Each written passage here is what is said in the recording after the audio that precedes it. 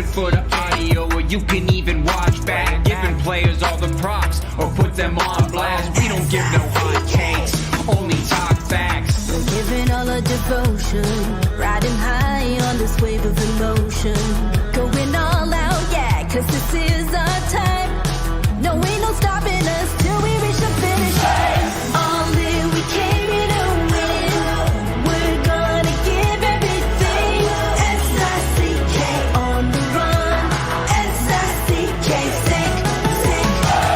On fire, we're ready to fight. We'll bring the house down tonight. S-I-C-K on the run. S-I-C-K, sick. Play it on the car ride, play it when you lounge. X and O, you know that we can hold it down. Shout out to my man Sammy, got it off the ground. And to all the listeners tuned in right now, got debates, analysis, and speculation. This is sports talk for the new generation. You know where to find us, got a reputation. Sick podcast, your #1 sports destination. Giving all our devotion, riding high on this wave of emotion. Going all out, yeah, cause this is our time. No, ain't no stopping us till we reach the finish line. All in, we came here to win. We're gonna give everything. S-I-C-K on the run. S-I-C-K, sick. On fire, we're ready to fight. We'll bring the house down tonight. S-I-C-K on the run. S-I-C-K, sick.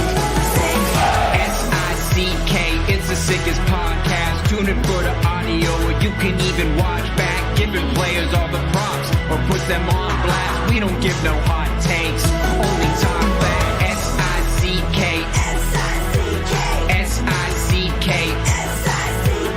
S-I-C-K, S-I-C-K, S-I-C-K, All in, we came here to win. We're gonna give everything. S-I-C-K on the run. S-I-C-K, sick. S-I-C-K, it's the sickest podcast. Tune in for the audio, or you can even watch back. Giving players all the props, or put them on blast. We don't give no hot takes, only talk facts. We're giving all our devotion, riding high on this wave of emotion.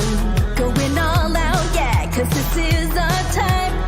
No, ain't no stopping us till we reach the finish line. All in, we came here to win. We're gonna give everything. S-I-C-K on the run. S-I-C-K, sick. On fire, we're ready to fight. We'll bring the house down tonight. S-I-C-K on the run. S-I-C-K, sick. Play it on the car ride, play it when you lounge. X and O, you know that we can hold it down. Shout out to my man Sammy, got it off the ground. And to all the listeners tuned in right now, got debates, analysis, and speculation. This is sports talk for the new generation. You know where to find us, got a reputation. Sick podcast, your #1 sports destination. Giving all our devotion, riding high on this wave of emotion. Going all out, yeah, cause this is our time. No, ain't no stopping us till we reach the finish line. All in, we came here to win. We're gonna give everything. S-I-C-K on the run. S-I-C-K, sick. On fire, we're ready to fight. We'll bring the house down tonight.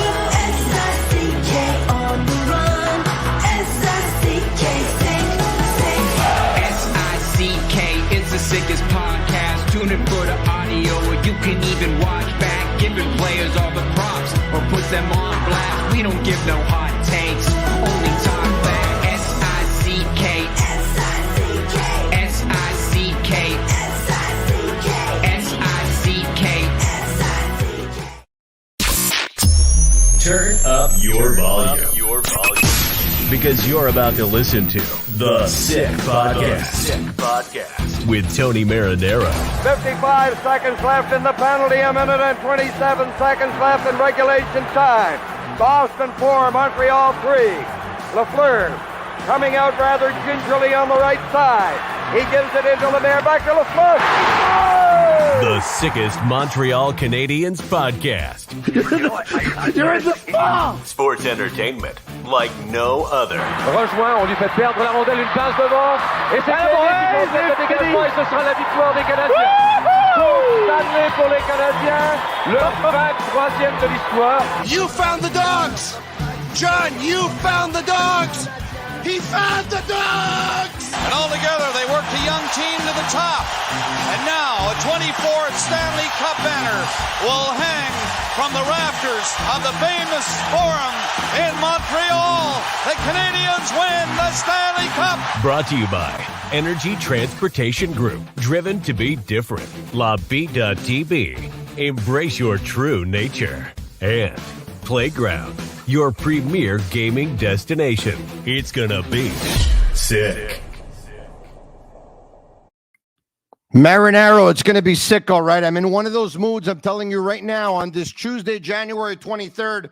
I want to get it out of the way. A very happy birthday to my father. He's 85. All right, Dad, because I'm so mad. I don't know if I would have got it in at the end of the podcast. Why am I mad? There's so many reasons why I'm mad.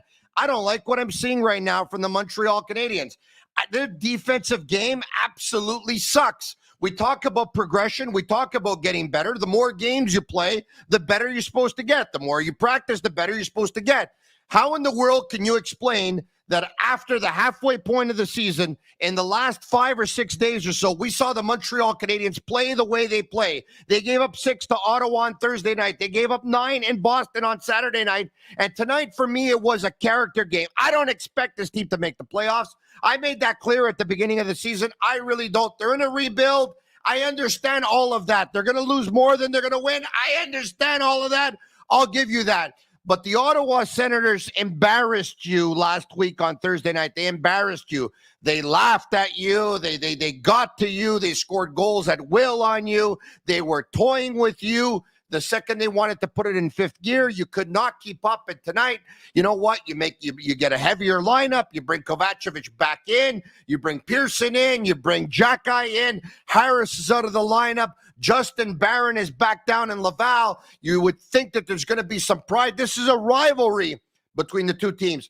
Two teams that have played each other in the playoffs, twice in the last decade or so. Ottawa won one series. The Canadiens won another series. But what's happened in the regular season is absolutely unbelievable. The Ottawa Senators have now beat the Montreal Canadiens 8 straight games. We're not talking about the Soviet Union here. We're talking about the Ottawa Senators. Ottawa! The Canadiens' defensive game sucked. Their power play sucked. And they're just... some of their decision-making sucked, and we're going to highlight it tonight on the Sick Podcast. I am Marinaro. I'm going to be with you until at least 11 o'clock. And the Sick Podcast, of course, brought to you in part by Energy Transportation Group. You've heard of them. I have. Everyone has at this point. They are a leading full-service logistics provider serving all of North America. They are driven to be different. It's also brought to you by these guys right here, Brewed in Quebec, a winner of a dozen international awards. I'm talking about LaBita TV, offering quality microbrewery beers made with premium ingredients for everyone's taste. LaBita TV, embrace your true nature. Also brought to you in part by Playground, with over 30,000 square feet of new gaming, dining, and entertainment space. It's time to reacquaint yourself with Playground, world-class sushi, AAA steaks, live shows, a brand new poker floor, and so much more, located just over the Mercier Bridge, only minutes from downtown Montreal. Playground, experience the Strip without the trip. That's right, the Montreal Canadiens lose by a score of 4-1 to the Ottawa Senators again. For the second time in 5 days. Joining me right now, they call him the Snake. I call him Serpente. Simo Boisvert, what's going on? Well, are you surprised, Tony? Look, I saw the Ottawa Senators top 9. Let's bring up the rosters, okay? Before we even bring up the Canadiens. All right, we brought up the Canadiens. All right, okay, bring up the Canadiens. It's okay. Bring back the Canadiens. That's fine. Suzuki, Slafkovsky, Caulfield. And by the way, Slafkovsky did not finish the game playing with Suzuki and Caulfield. It was Josh Anderson that did. Monahan with Armia and Roy. Evans with Anderson and Pearson. Harvey Pinard centering Gallagher and Pizzetta. Matheson, Savard, Jack-Eye, Gooley, Struble, Kovacevic, and Jake Allen got the starting goal. Now, let's take a look at the Ottawa Senators, folks. Concentrate on their top 9. Concentrate on their top 9. Look at this at the center ice position. Look at this. Norris, Stutzla, and Pinto on your top 3 lines. Wingers like Giroux, Batherson, Tarasenko's on a 3rd line, folks. Matthew Joseph is on a 3rd line.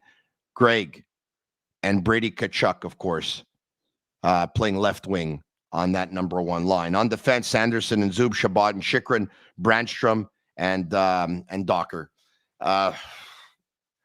Korpisalo got the starting goal again. Am I surprised? On paper, I'm not surprised, but Simo, it's an 82-game season. This is supposed to be the league where any team can beat any team, where San Jose goes into Los Angeles and they beat the Kings, like where San Jose came into Montreal and beat the Canadiens, where the Montreal Canadiens in turn ended up beating the Colorado Avalanche and the New York Rangers. This is the league where any team can beat any team. The Canadiens sucked tonight, man. They sucked. And you know what? You don't want to give your fans a win, albeit. Can you give them a show? Can you give them a show? Yeah, it was very disappointing in terms of show and performance. But I think, any, let's call it average team or, lesser than average team, at some point will have a losing streak where basically everything goes wrong for quite a few games. And this has been happening with the Habs now for 3 games. And I think this is normal because this is not a talented roster. And I understand what you mean by progression. I think when you look at progression for a team like the Habs, you have to look at the young players. So it's not really the team itself that needs to progress. It's the players individually that we single out as part of the core or the future core that have to progress.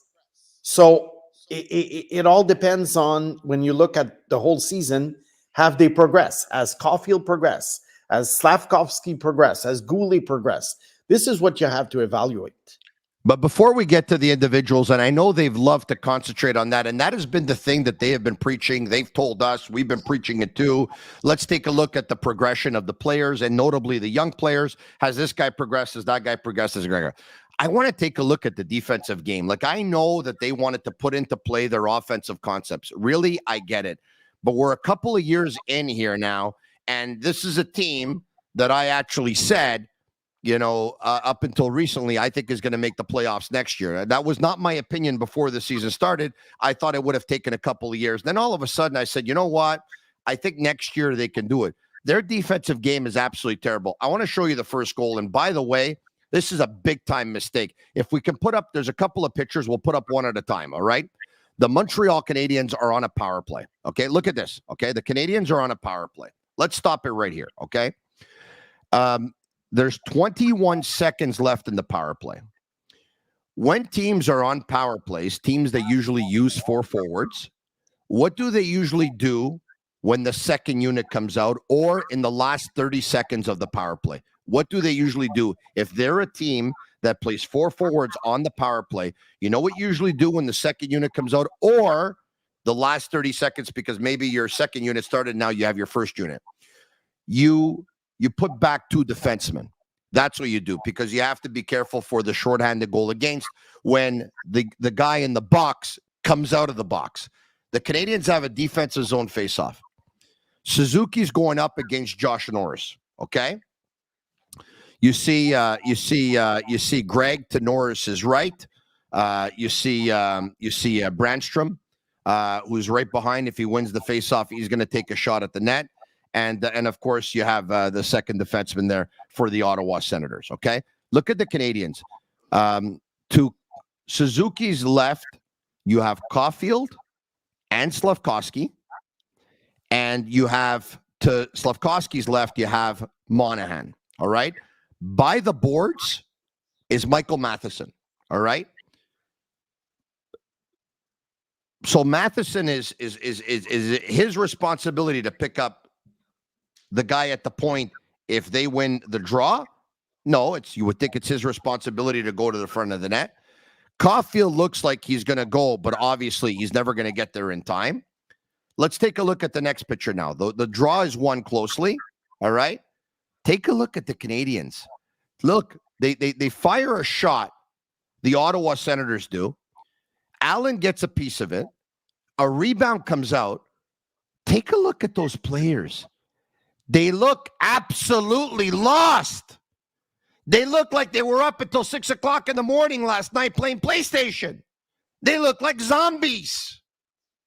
But is it just, look, I never coached a game in my life, but is it just me? Or is this all wrong? All of it. All of it.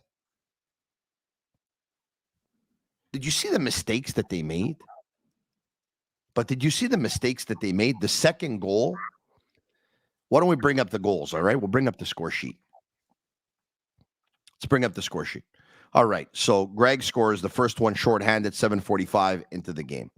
41 seconds later, the Ottawa Senators come down, which looks like a 3-on-2, but I think it's Joshua Roy is able to get back to nullify, makes it a 3-on-3, but David Savard gives Jake Sanderson space.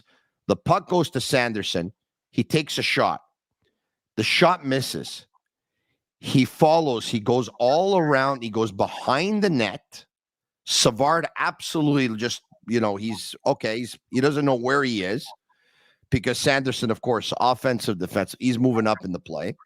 And then Anderson, instead of going back to the point, he just spins back. He installs himself in the slot. It goes from Stützle to Zub, who passes right in the slot to Sanderson, who spins and turns. By that point, Savard is getting back to the front of his net, or he's trying to pick up somebody, but he doesn't have anybody. Gouley doesn't have anybody either. Joshua Roy's in no man's land. He's got no idea who he has to cover. And we're not even going to talk about the third Ottawa goal. The third Ottawa goal is a 4-on-4. Caden Gouley goes all the way up the ice. Claude Giroux, all the way behind his net, up against the boards, recognizes that a Montreal Canadiens defenseman is up. So Shane Pinto is off to the races. Joshua Roy recognizes that. Giroux banks it off the boards to Pinto, who gets behind Roy, breakaway, goal. Like, this team can't play defensive hockey. It's terrible. That's it. I had my say. What did you see? Am I the only one here? Well, what did you see? No, I see the same thing, Tony, but this roster is not designed to win more games than they lose. I think I know it's a very simplistic explanation on my part. Never mind the roster. It's basics. What do you mean the roster? I know it's basics, but you know what? I don't know if about coaching, if the coaching is fine or not. But what I know is that with that roster, you can perform miracles. Okay, I stopped hearing you now. Do you hear me? Yeah, you hear me? I hear you. Okay, that's all I have to now. say. No. Listen. Well, if that's all you're gonna have to say, it's gonna be a very long show or a short one, actually, depending on which way you look at it. Hey, listen. The first goal that I just talked to you about, you got 4 forwards in a defensive zone faceoff with 21 seconds left in your power play. I mean, what are you doing with 4 forwards? By the time you get up the ice, there'll probably be about 7 or 8 seconds left in the power play anyway, even if you win the draw and you're able to get it out. By that point, you got to be careful that the guy's coming out of the box.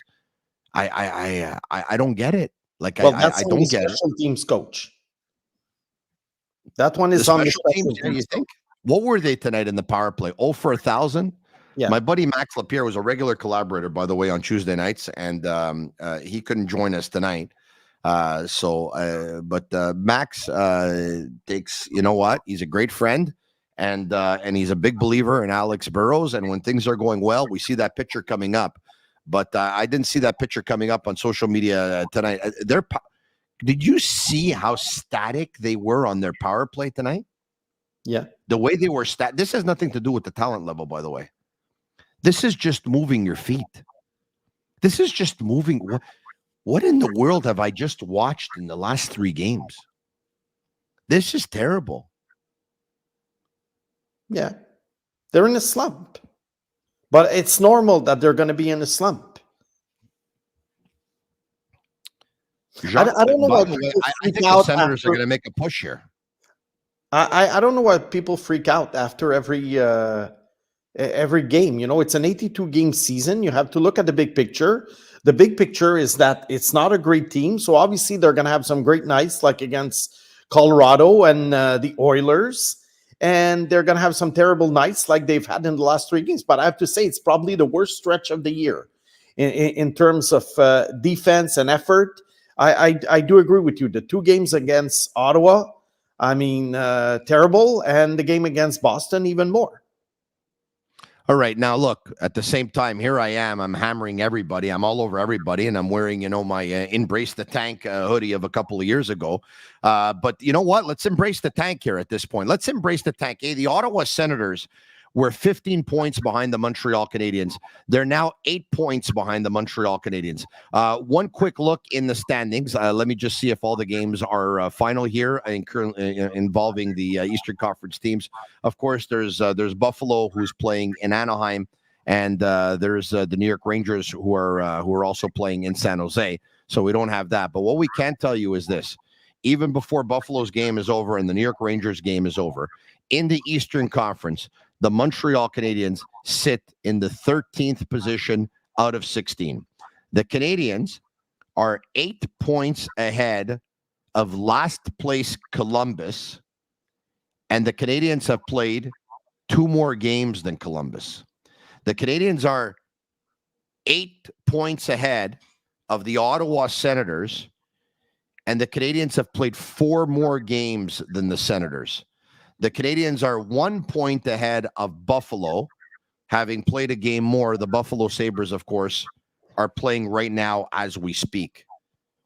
Now, for all of you, see, I talked about no man's land at one point, and I said my biggest fear is that the Montreal Canadiens are going to be in no man's land, okay? I believe that there is such a thing as a no man's land, okay, Snake? I believe there's a thing.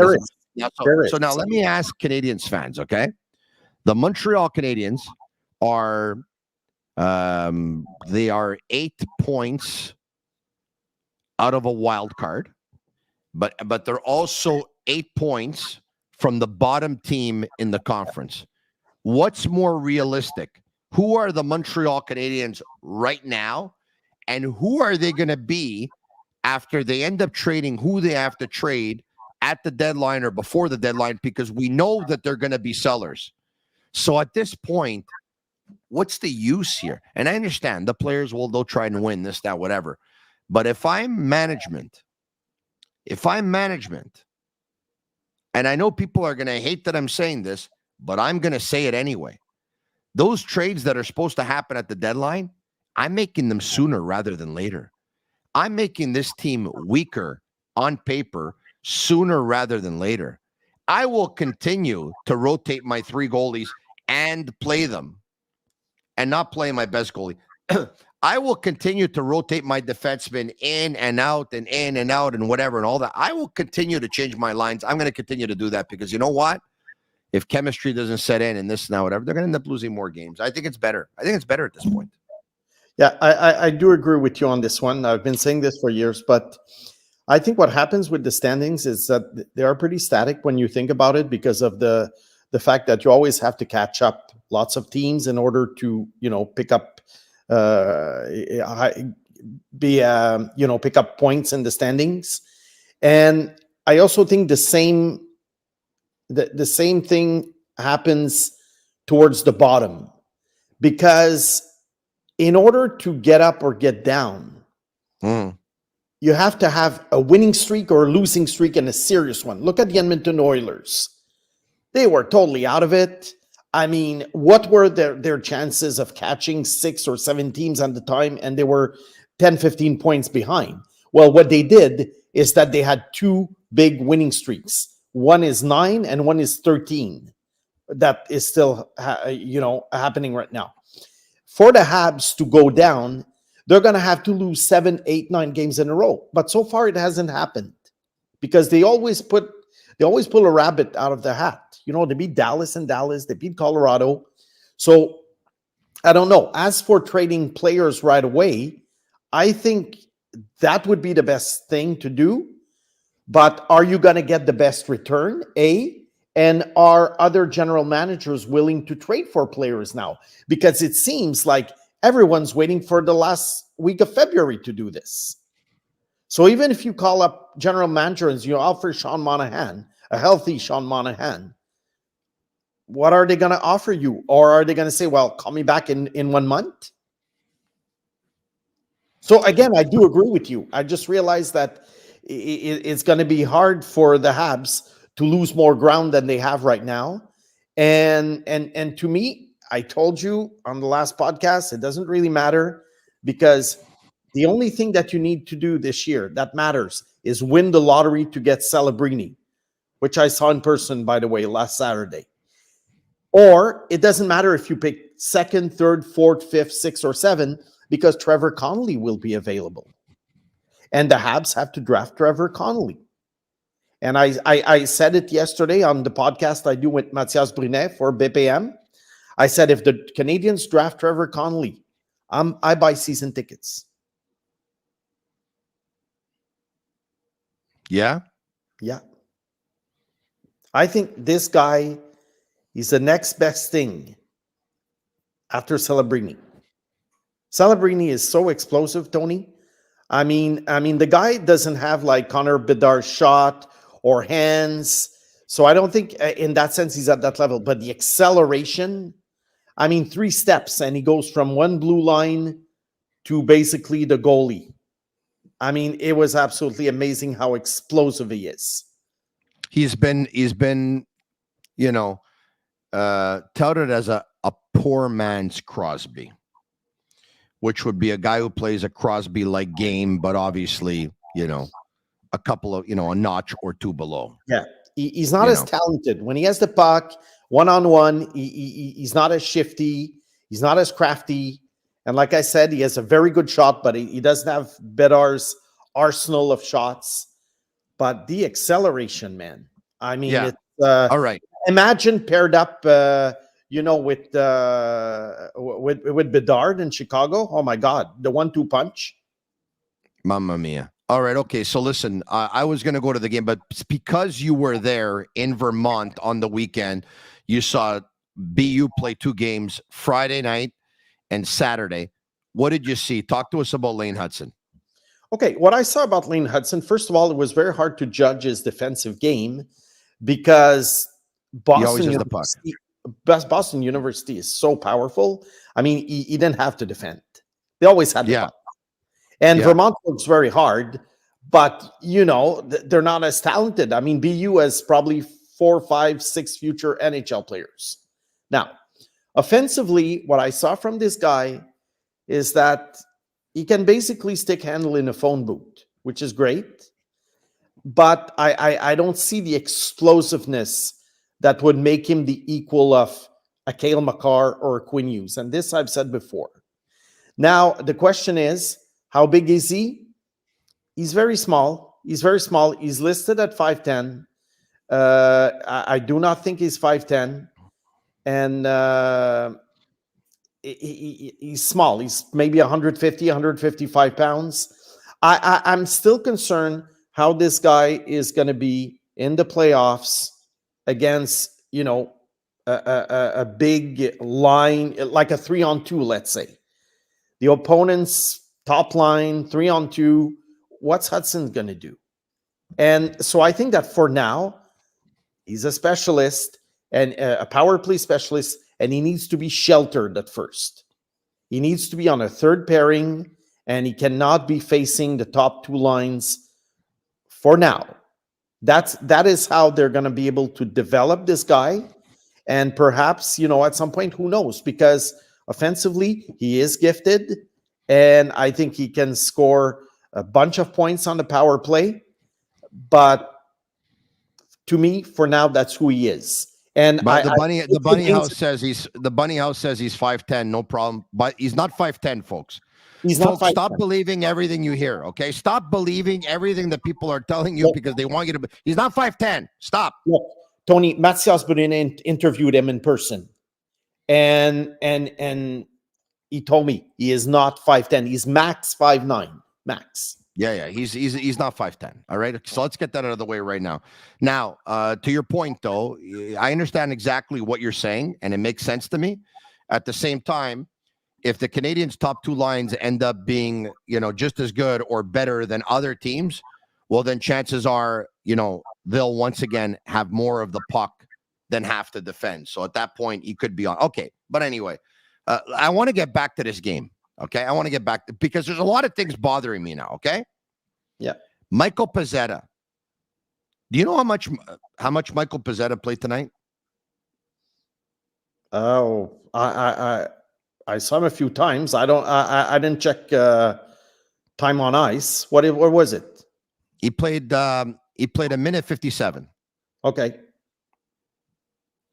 He played a minute 57. So how many shifts? No, but I saw him maybe 3-4 times. Is that 3-4 shifts that he played? Well, I would imagine, yes. If you break it down into 30-second shifts, it's probably 4. Yeah. And but why and would he play more, Tony? Why would he play more, Tony? This is I know he's kind of an agitator or whatever you want to call it, but really, why would fourth liners play more than 2 minutes when you think about it? I'm not sure. I'm not sure about this. I'd have to go back and check, but I think it's possible that his last shift was taking that offensive zone penalty behind the Ottawa net. Okay. Where he grabbed the stick. I think that may have been his last shift. I think that may have been his last shift. What do you think of Jack Guy tonight? So. I thought he was very average too. Yeah. I thought most of his passes were off. Look, I thought most of his passes were off. I thought some of his decision making was off. The penalty he took was another bad penalty. Thought he was average. And I know the Canadiens fans, they get upset. Like, folks, it's nothing personal here, right? It's not anything personal. It was average. Everyone, I have someone who sent me a message like this long today because I said that I didn't think that Slafkovsky was going to be the best player in that draft year, and I think it's going to end up being Logan Cooley. He got so upset at me that I hate the kid and this and that and whatever and all that. Shut up. Jesus, like you have to say every Canadiens prospect is great. Every player is great. The coach is great. The assistants are great. The goalie's great. This guy's great. That guy's great. And if you don't, people get mad at you. You're telling me this? My God, man. You blast me when I don't like that. It's as if you say that you think that Logan Cooley will be the better player when all is said and done. For them, that means that it's a shot at Slafkovsky and you don't like him. It's not a shot at Slav at all. It's your opinion. It's what you see. It's what you think. What do you think of Slavna coming off that line at one point there in the game? Well, I think I think St. Louis was just trying to shake things up. Yeah, I hear you. So he'll be back. He'll be back next game. When it was 3-0. He hadn't changed his lines, and I was saying, okay, you know what? You got to try something. So he tried something. And by the way, Josh Anderson, right, was the guy that was, pretty much penciled in to probably start the season next to Caulfield and Suzuki. And unfortunately, he had a hard time. We all know he was a very, very slow start. He didn't get out of the gates very well. And they went back to him tonight. I want to get back to... play to go to the front of the net on the Kovacevic goal. I want to get back to Jack Eye. I think this guy's value is probably still high, but if they get a good offer for him, I don't understand why they wouldn't cash in right away on basically an unsigned free agent who we don't know will become really 1, 2, 3, 4, 5 years down the road. How long will his career be in the NHL? And I know that he represents something that he's a big guy who can play hockey. You need this type of player. I do know that. But if the Habs are being offered, I mean, a late first-round pick for Jacky, I mean, what are they waiting for?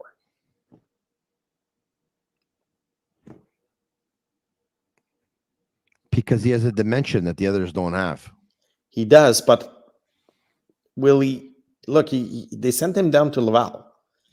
So is this the beginning of a downward trend for him? Or is it just, it's his second year. Maybe he was too sure of himself and he needed to go down, to get back to earth, basically. Or, like I say, and then he's going to be, the type of player you're describing. I'll say this. I'll say this. And Eric Engels was on yesterday with George Larac, and Eric's opinion is that he believes that Arbor Jacky can become a number 4 for many, many years. Okay. If the Canadiens are going to be a very competitive team, I don't think he'll become a number 4. I don't. Look,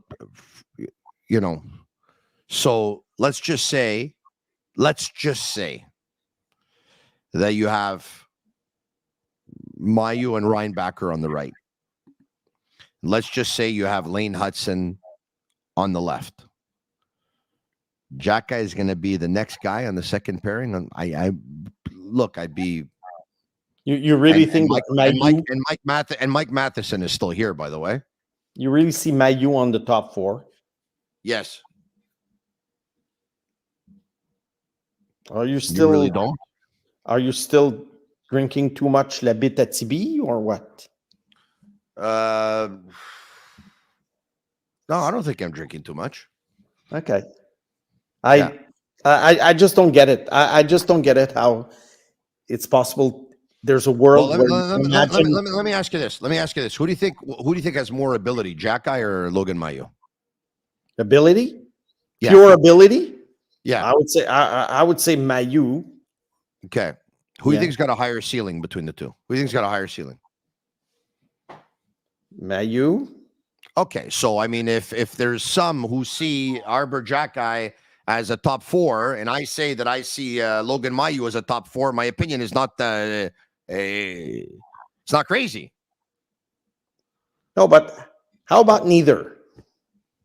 How about neither makes it once the Habs have a decent team? How about neither? Have you ever thought of a world where basically all these very so-so prospects actually don't make it? As is the case. I know one guy that you like, Adam Engstrom. Adam Engstrom could end up playing the left side on a second pairing. Mm-hmm. I do prefer Engstrom's ceiling to these other guys you named ceiling. I do prefer ceiling. I'm not saying he's a guaranteed all-star. That's not what I'm saying. But I do prefer ceiling. And I'm very much a ceiling guy in the sense that I'd rather give a chance to a guy who has a higher ceiling than a guy who I know what he's going to give me. A player who is who he is. Mm-hmm. So obviously there's a long way to go for Engstrom. He has to come to America first. He has to get used to the small rink. So we're talking a couple of years down the road. But I tell you, if the Habs get offers for Mailloux and Jacky and all these guys, just take them. Just take them.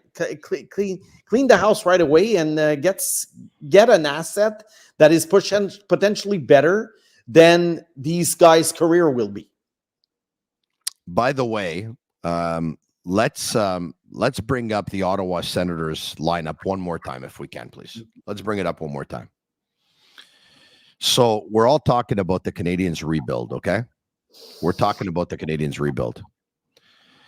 The Ottawa Senators, take a look at that lineup that's up right now. Josh Norris had a couple of years ago 55 points in 66 games. This year he went down with an injury, but at the time he has 22 points in 36 games. Josh Norris is 24 years old.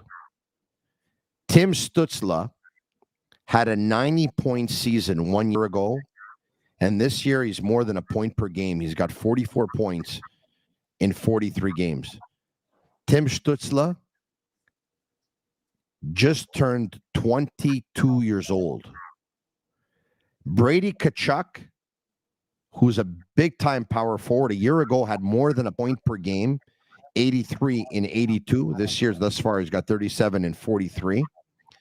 Brady Tkachuk is 24 years old.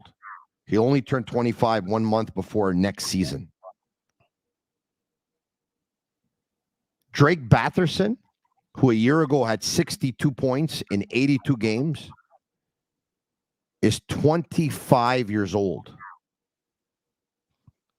Jake Sanderson, who has 24 points in 43 games, a great skating, 6'2", 205, skates like the wind, transition, puck-moving defenseman, is 21 years old. 21 years old. Thomas Chabot's 26. He's 26 years old, Thomas Chabot. Still has a lot of real good hockey in front of him.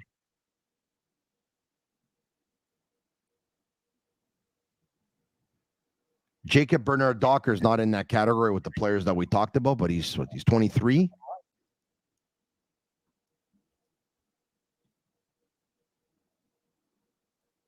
Ridley Gregg is 21 years old. Ridley Gregg is 21 years old. And we haven't even talked about Shane Pinto yet. Shane Pinto is 23 years old. You know what their record with Pinto is?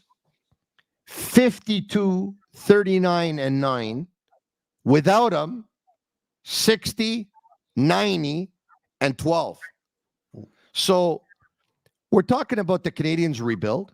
There are some people watching us right now on YouTube Live, on Facebook Live, and on Twitter Live who are saying, no, the Canadiens, they've been saying for a while, you know what, make a trade, get better. The Canadiens have turned the corner. They're ready. And I keep saying, hey, if they finish in the bottom another year, it's not the end of the world. It's actually a blessing in disguise. And they say no. Is everyone watching and everyone listening convinced that the Suzukis, the Caulfields, the Slavkovskis, the Lane Hudsons, the Mayus, the Joshua Roys, the Engstroms, there are others, are going to be better than these players, the Docs? And maybe they will. Maybe they will. But in there, you got an unbelievable big body, smooth skating like the wind, puck-moving defenseman who's 21. You got a captain and a leader who will break your face to get to the front of the net and has 35, 40 goals in him, over a point per game last season. The prototypical power forward in the National Hockey League. You have a superstar in Stützle, and you have Norris and Pinto, who can be pretty good players. Thank you very much. So if you think the Canadiens are, the rebuild, it's over. You just make the trades and get better right away. And you got to compete with Ottawa over the next couple of years, 5, 6, 7 years. I don't know. Yeah, because what I notice about fans of teams is that they often don't compare their team to other teams in the same position. Like Ottawa started the rebuild earlier, obviously. I think they're doing a good job so far. Although, it doesn't show in the standings this year. Very, very disappointing season. But they had a lot of injuries, and they had Pinto missing the first 41 games. So I think the Habs have to look at where they are vis-a-vis the Senators, the Sabres, the Columbus Blue Jackets, teams that are rebuilding, and you have to analyze: are they going to be better than those teams in the last 5, 6, 7 years, like you say? Obviously, they're ahead of Ottawa in the standings, but I don't think this will last very long. The Rangers are going to be pretty good for a while too. Yeah, also. So is the timing right? I mean, what do the Habs need to, get to the next level? I think I've said it before. They have to another win top 5 pick and the right pick. Yeah, and they have to win a lottery or two, really. In a year where you're going to have like a potential franchise player. They will have to win the lottery or get lucky with a guy chosen number 3, number 4, who becomes the top player in the draft, like Stützle 3 years ago, because two teams passed on him. You got to get there. And so part of it is luck, and part of it is also what other teams do. I don't think it's a gimme that necessarily the Habs will be a contender in the next 5, 6, 7 years. But it is still something possible. Just a shout out to sportbuffshop.com. Shop all of your sports licensed lifestyle apparels, including hoodies, caps, t-shirts of your favorite teams from all major leagues at sportbuffshop.com. Use code SICK10 for 10% off on all of their items. Before we take your calls, brought to you by Playground. Can we bring up, put up the brochure? We have a special event that's going to take place at Playground on Saturday, February 17th at 6 p.m. It's Sammy's first annual poker tournament. $150 entry plus buy-ins, add-ons, $10,000 prize pool guaranteed. Drinks are included. Whatever's left after everything's been paid out, the proceeds, of course, are going to be donated to Cure SMA Canada. Agnello's going to be there. Sammy's going to be there. I'm going to be there. And Snake, if you're in town, I'd love to see you. I hope if you're going to be, I'd like to see you too. If you're in town. I know you're here, there, and everywhere. Yeah. Are you a poker player? Not at all. You're not a poker player, right? I know the rules, but I mean, anybody can beat the hell out of me, I guess. Yeah, I hear you. I never play. You feel like taking a call or two? Yeah, of course. Okay, it's that time. It's you called. You called. Presented by Playground. You Called is presented by Playground. Yes, indeed. All right, why don't we do this? We'll give out the number at 1-888-585-SICK, 1-888-585-7425. The number is out there. Give us a call. Montreal Canadiens fan. Look, I'm okay with the rebuild of this, to that, all that stuff. I've been asking for it for a long time, and I want it. Here I am. I'm sporting the Embrace the Tank hoodie and all that stuff. Having said that, I expected a lot more from the Montreal Canadiens tonight. My buddy called me yesterday. He said, what do you think? I said, I think the Canadiens might bounce back. Then, this morning, once I saw, Pinto's in, Norris is in. No, I said, no, it's not going to happen. But you know what? I thought they were going to make a game out of it. I thought it was going to go, I thought we were going to see a 4-3 game. Instead, we saw a 4-1 game. And their only goal came from Jonathan Kovacevic from the point. That's their only goal in the game versus an Ottawa Senators team that before Jacques Martin got there, defensively, they were terrible themselves. And if you saw the expected goals stats, I mean, it was awful. I mean, how many dangerous opportunities did the Montreal Canadiens have? And then in the last 4 or 5 minutes, like Caulfield just tried shooting from everywhere to try to make something happen, but where were they tonight? No offense, no entertainment, no power play, giving up a short-handed goal, making the defensive mistakes that they made. Not one guy who delivered a hit that you thought would have changed the momentum of the hockey game. Not one guy who would have dropped who would have changed the momentum of the hockey game. Nothing. Jacques Martin there in complete control. Never in doubt. Wiped the floor with the Montreal Canadiens. Michael Landauer, front row seat up against the glass. Stands up, cheering on his team, clapping. Very good, very good.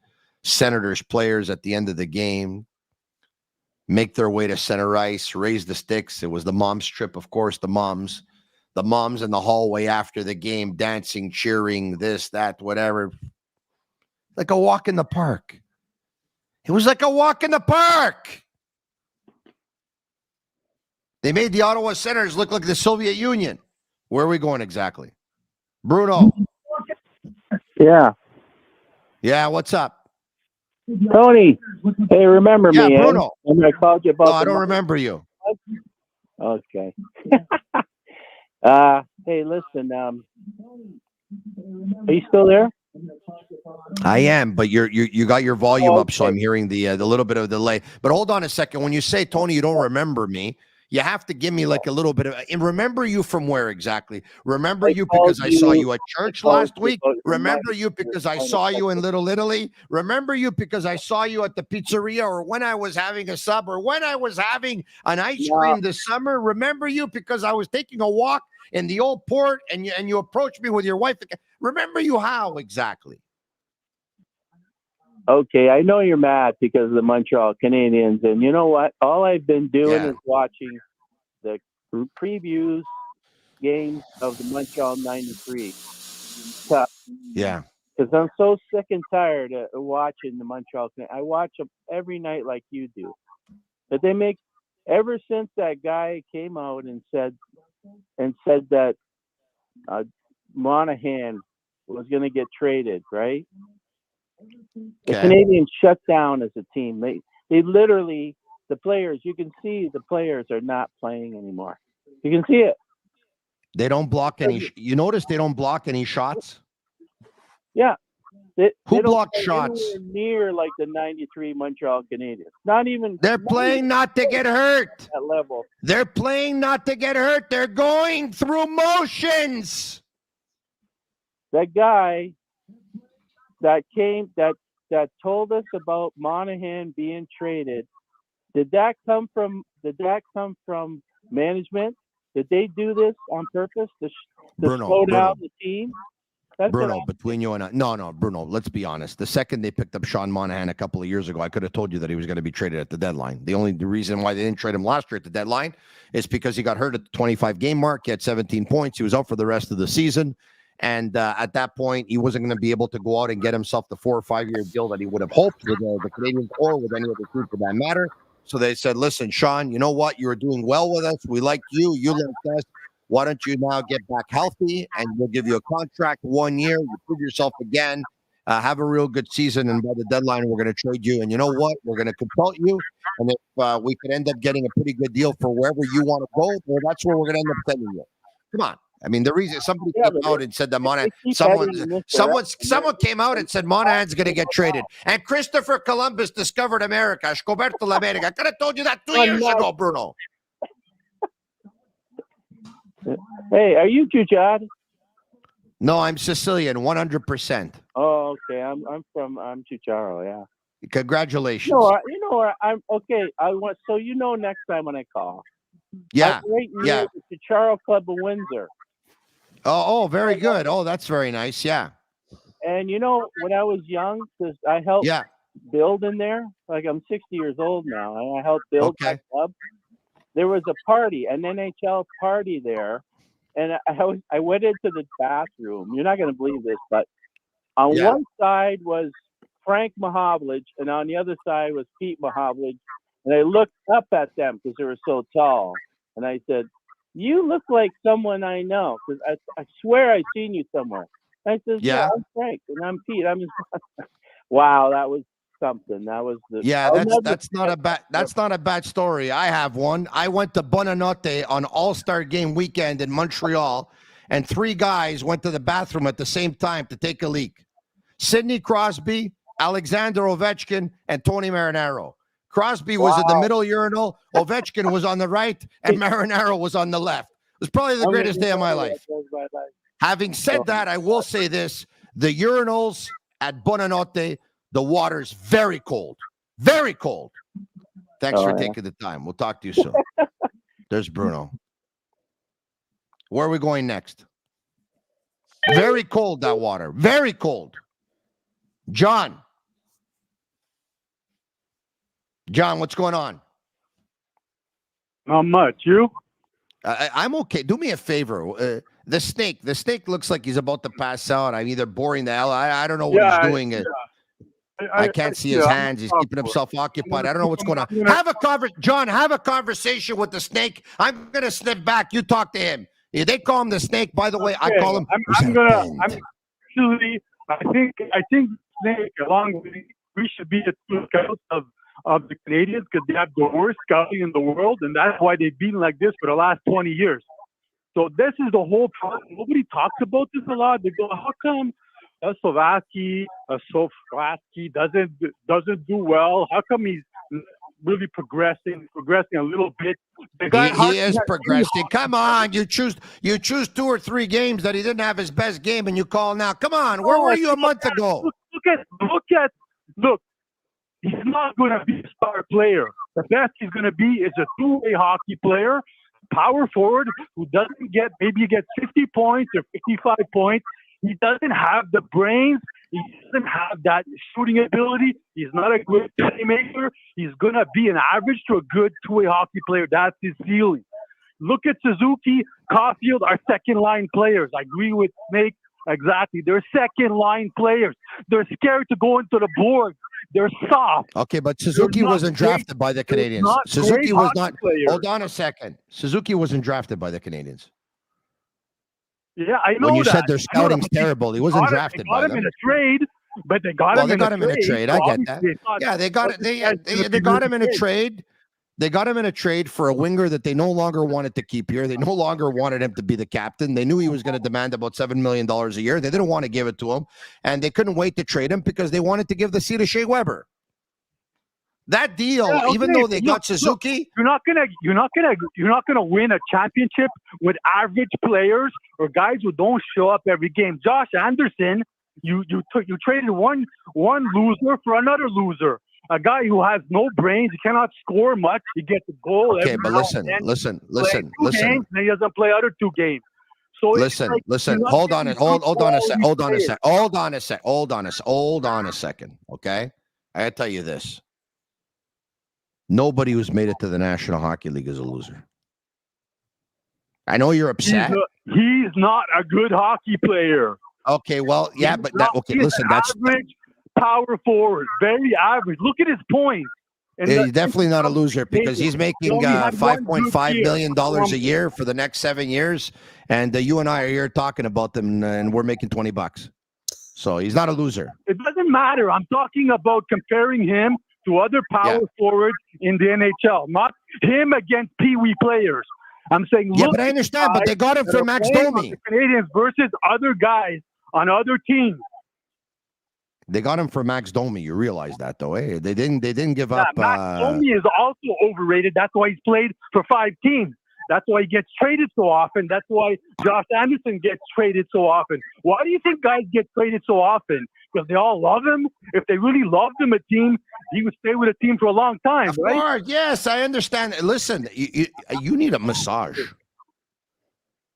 No, because it's frustrating to be a Canadiens fan when they have an organization who doesn't go out and get good scouts. They should overpay and steal a scout from a good team, and that's when you would see everything change. Yeah, but there's kind of like this thing in the National Hockey League where you don't steal scouts from other teams. You can only approach them when their contract is over. I would have liked to have done the same thing. I'll tell you that. I'm joking with that, but you need to get good scouts. That's where it starts. You know who one of the best minds in hockey is? One of the best minds in hockey is Martin Madden Jr. Martin Madden Jr.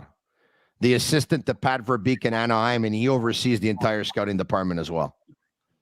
That's one guy I would have loved to have here. Boom, pay him big. You're right, but if you look at all the best scouts in the NHL, they're all their teams have been very good for many years. You look at Pittsburgh, look at St. Louis in the last few years, look at Colorado, look at Tampa Bay. They have great organizations, great scouting, great development. You need to have great scouts. The development won't go anywhere if you don't have the horses to play with. Yeah. John, how old are you exactly? Take a guess. I can't take a guess. I don't have your picture in front of me. You're looking at me. I'm not looking at me. You're around my age? You're 48. Around your age, yeah. Are you 48? Am I what? You're 48? 49. You're 49. I'm 51. Yeah. I know. You married? I'm close to your age. I know how old you are. Are you married? If you don't mind me asking, you're married? No, I have a girlfriend. Like La Serpente. I have a girlfriend. Yeah. Yeah.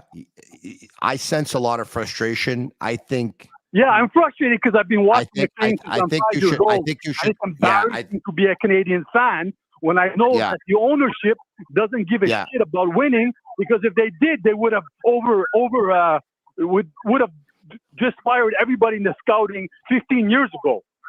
Is your girlfriend watching this right now? Is she next to you or no? No, she doesn't like when I get upset like this. Is there any chance that I talk to her? What's her name? No, hey, Diane. Diane. Yeah, she doesn't like to hear me like this because I get like I start to yell and stuff. Does she think? Does she think? Yeah. I'm so no, but hold on a second. Tell me the truth, John. John, this Martin St. Louis says every day, like he just makes excuses and he has nice sayings. Yeah. But the problem is not him, and it's not the power play specialist. It's not the coaches. It's the scouting. You don't have the horses. There's nothing. You can bring a horse to water. You can't make him drink. You understand? Yeah, you can bring a horse to water. You can't make it. Listen, John. Diane is there? No. Let me speak to her. She's not here. She's not there? I'm trying to explain. You're talking about my girlfriend, but I'm trying to tell you. I'm worried about. I'm worried about you. I feel your blood pressure rising. I think I'm worried about you. I want Diane to take care of you. How could? No, but nobody could take care of me until the Canadiens take care of themselves. Because I've been watching and playing hockey since I'm 5 years old. But never mind the Canadians. Go take care of Diane. You're the Canadian Diane who needs you. I grew up with a flower like you did. I remember the Guy Lafleur. Guy Lafleur. It's too bad your name's not Jack. It would have been a little ditty about Jack and Diane. We'll talk to you soon, John. It's embarrassing. We're not better gone yet. In the last 25 years. And this is the Canadiens you're talking about. This is it. Little ditty about Jack and Diane. Two American kids growing up in the heartland. Jack is going to be a football star. Diane's debutante. Backseat of Jackie's car. See you, John. Gotta go. That was John. Mathieu, are you there?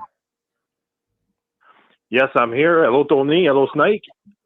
Oui, comment ça va, Mathieu? Ça va bien toi-même? Hey, Tony. Ça va très bien. Pauvre John, il était en train de faire une crise cardiaque. Là. English, okay? Vas-y. Okay. So before, first, I have two questions for Snake, but before, when you said your comment about Slav, did you receive after death threats or? No, not at all. Oh, okay, that's good. Because me, I wrote last week a comment about Lane Hudson, Logan Mailloux. I agree with Snake, actually. And oh my God, I got trashed for over a week, but that's another topic. Yeah. My question is for Snake. Hey, Snake, I know a lot of people, and even you and Tony, you compare Slavkovsky to Mikko Rantanen in a sense. But the guy scored 55 goals last year. So is it better maybe to compare him to one of his teammates, Val Nichushkin? I think they're better similarities with each other because these two, Nichushkin and Slavkovsky, they don't seem to be like great scorers. They kind of look like good in everything, but not great. I want to have your thoughts on this. Yeah. I get your point, and I think that even Nichushkin is more skilled than Slavkovsky, really, in terms of pure skills. But he's probably a better comparison than Rantanen because of how productive Rantanen has been. But I think that sometimes when observers compare players, it's more like in the style of play than the actual production of the guys. So I understand, we're comparing with Rantanen because he was also playing in Finland, just like Slavkovsky was. And he's a big guy. He got to North America. He was struggling at first. He was sent to the American Hockey League. And it took a couple of years, really, before he started connecting with Nathan MacKinnon. So I think that's the idea. But I don't know. I can't think of a comparable really for Slavkovsky right now. Yeah. But he's so young and raw at the same time because I remember 1 month ago I looked at the Avalanche, Colorado Avalanche season, the season that they drafted Kel McCarr. They were dead last, okay? And I saw the stats of every player, and Nathan MacKinnon in 82 games had 50 points, Rantanen 40. So at that time, it was crazy to think that maybe 5 years after, they're going to be like 100-point scorers. So we don't know what's left yet. But I mean, that's personally comparing to Rantanen, it's well, we'll see. But guys, let's be honest. Like Slavkovsky, he showed some seriously encouraging signs of some great two-way play over the last month. And now they played 3 games. The whole team sucked. And now we're talking about Slavkovsky, and we have our doubts. And the last guy calls in, and he's no good. Then he's not going to score more than 55 points and this and that or whatever. Like that. Come on, guys. Yeah, but for me, it's like the previous guy before me said. Okay, but look for Suzuki. If we look at the Carolina Hurricanes with Sebastian Aho, we don't think that Sebastian Aho is a top 10 center. Maybe we can do a model like the Carolina Hurricanes. Let's just say they are very good every year, but they're not winning the cup. But maybe Suzuki will be the same model, I should say, with Sebastian Aho. So we'll see. But my next question for you, Snake, is you said maybe 2 podcasts ago about the Habs selecting another defenseman. So at that time, people said, "What? We have Logan Mailloux. He's a great prospect. He's so great. Hudson is the next Brian Leetch." So but me, I think it's the good thing to draft another defenseman. But now you're talking about Trevor Connolly. But if let's say the Habs pick 6, and Trevor Connolly is there, and a guy like Sam Dickinson or Lev Chunov is still there, which option do you take?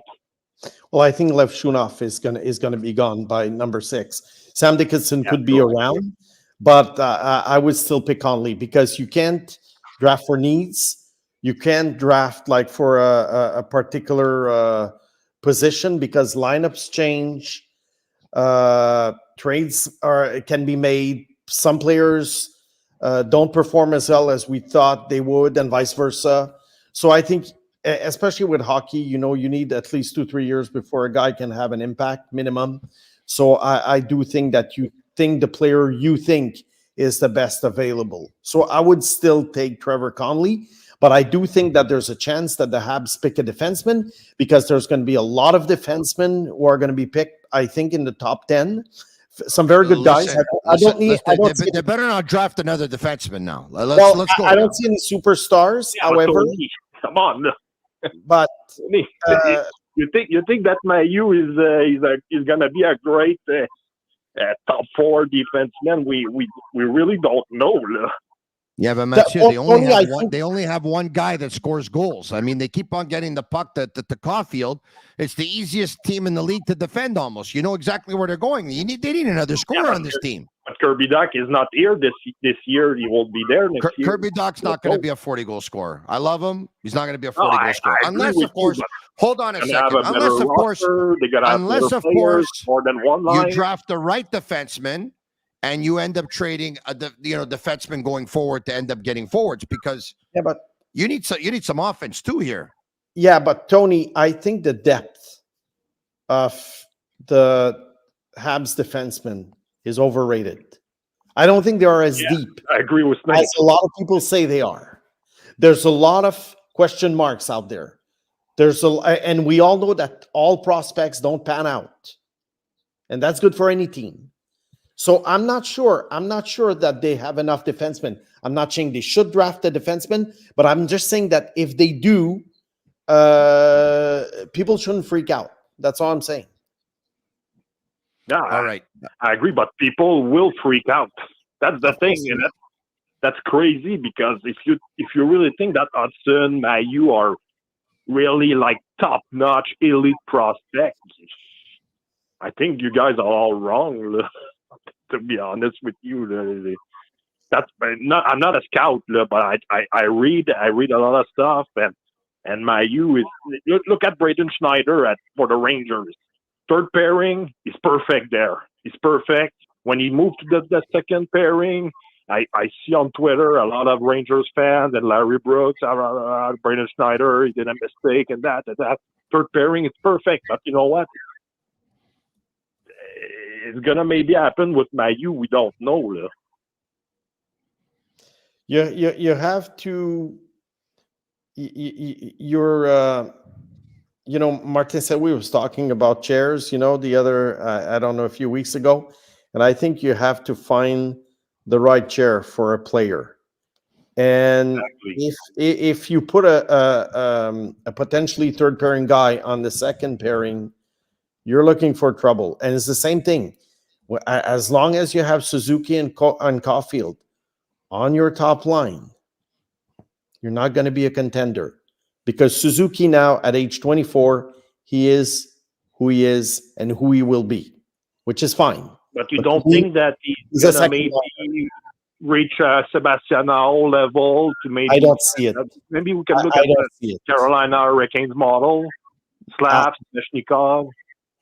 I don't see Suzuki being Sebastianao 2.0.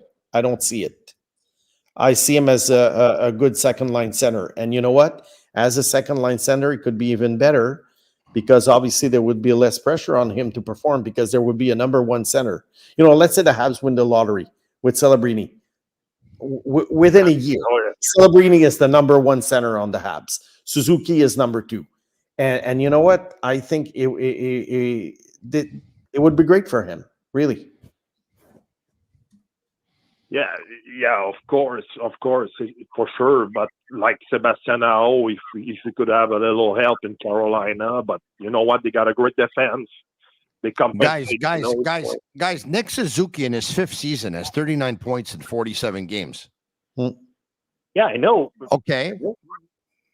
So what are we looking for him to get to a point per game?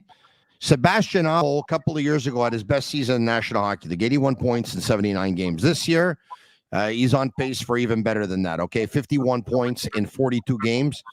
That ends up being a 97, 98 point season. Okay, I'm not going to bet on Suzuki hitting 97 or 98, but guys, Suzuki's showing a lot of promise, man. 66 points in 82 games last year. I think he's going to do better than that this year. But on a Stanley Cup champion, that's second line stats. Yeah. When Slafkovsky comes into his own 3 or 4 years from now, you don't think Suzuki's going to end up getting 20 points more just because of that? Because of Slafkovsky? No, for sure. And Kirby Dach, and maybe they're going to trade for another forward. I'm guessing right now, Capo Caco, maybe he's going to be available. And you know what? The Rangers, they don't want him. And, they ship him to Montreal or in the West. I don't know, but I think the Montreal Canadiens should look at the Carolina Hurricanes model. They don't have superstars. They have a lot of depth, a lot of good players. They have a great defense. So that's why maybe drafting another D-man and make that defense more great and bring another forward, this and there, and maybe you're going to look like the Carolina Hurricanes. That's what I think. Okay, appreciate your time. We're going to take one more call. Before we do, Snake, and thank you so much, Snake. We've gone overtime tonight. You've been so good. I really appreciate you sticking around. Two things very quickly. We'll take one more call. And Caden Lindstrom. Someone wants to know what's your scouting report on him. Yeah, I was going to mention him because he's been trending in the last few games because, Canadians are looking for Canadians fans. They want offense. And obviously it's very appealing when you look at the stat line. The guy is 6'4" and he's a scorer. So what I have to say about him is that, look, he plays for Medicine Hat, often plays with Gavin McKenna, who I think is the next big thing in hockey, eligible for the 2026 draft.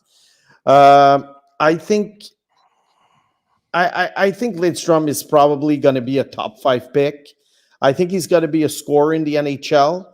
I see him as a big power forward. Will he become necessarily a superstar? I don't know yet. It's too early to tell. But he would be a good pick, but he will need someone to feed him. So could he be a good match with Suzuki? Yeah, perhaps.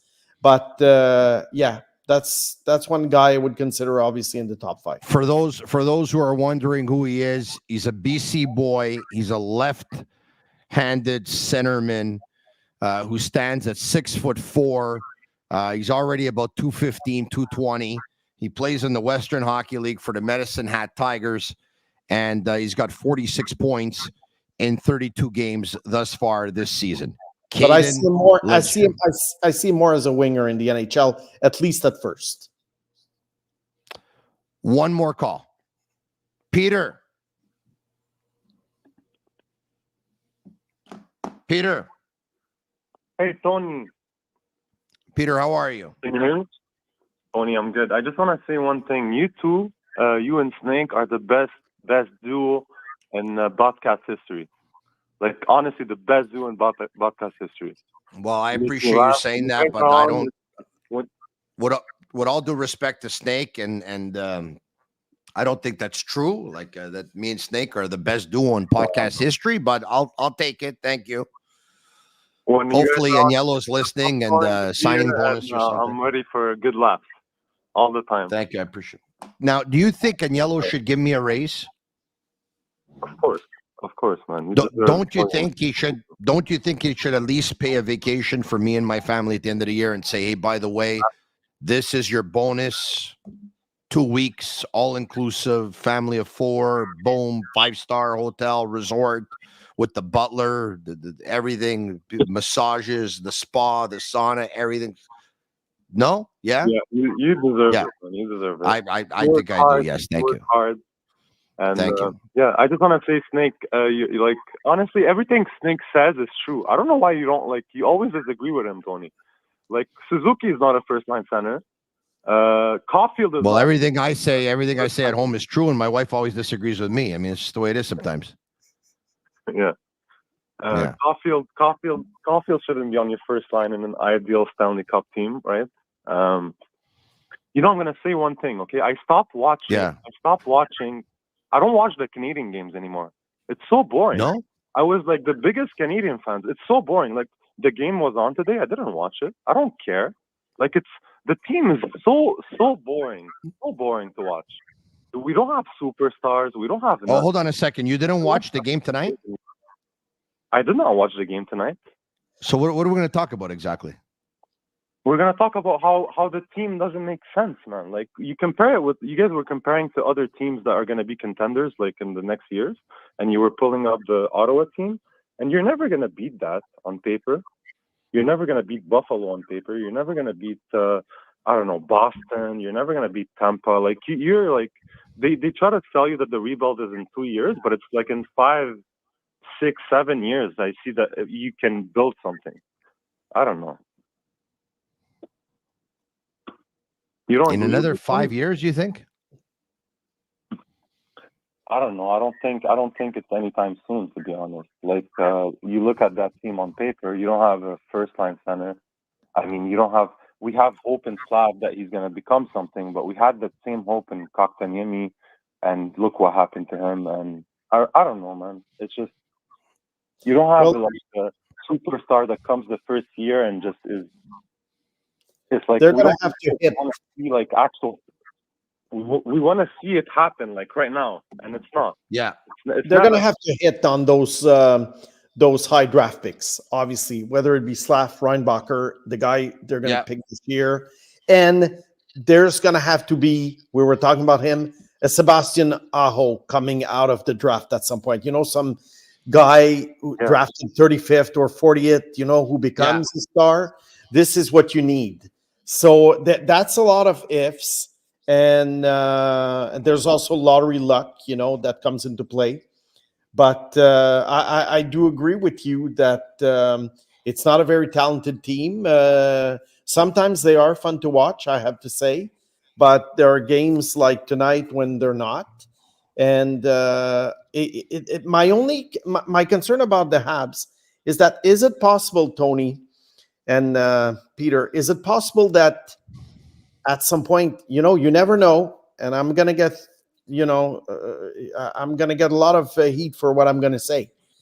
But you know how there are teams like Buffalo, Florida at the time, Oilers for a while, who did not make the playoffs for like 7, 8, 10 years, and who struggled. Arizona.